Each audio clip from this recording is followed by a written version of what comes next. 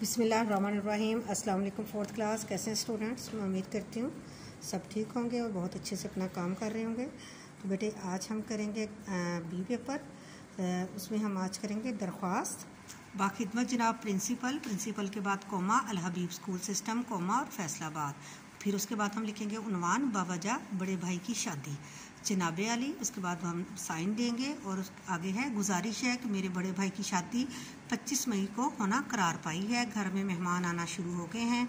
आज से शादी की तकरीबात शुरू हो जाएंगी। मेहमानों की देखभाल और दूसरे कामों में घर वालों का हाथ बटाने में मेरा घर पर होना ज़रूरी है। मेहरबानी फरमाकर मुझे 25 ता 30 मई तक की रुख्सत अनायत फरमाएँ। आपकी ऐन नवाजिश होगी। अल आर्ज जमात चहारम, आपके ताबेदार अब आपका ताबेदार शागिर्द आएगा। उसके बाद जमात चहारम और तारीख लिखनी है आपने, ठीक है। तो बेटा ये है अल आर्ज के बाद आएगा आपका ताबेदार शागिर्द। उसके बाद आपने नीचे जमात चहारम लिखनी है और फिर तारीख लिखनी है। ओके जी, अल्लाह हाफिज़।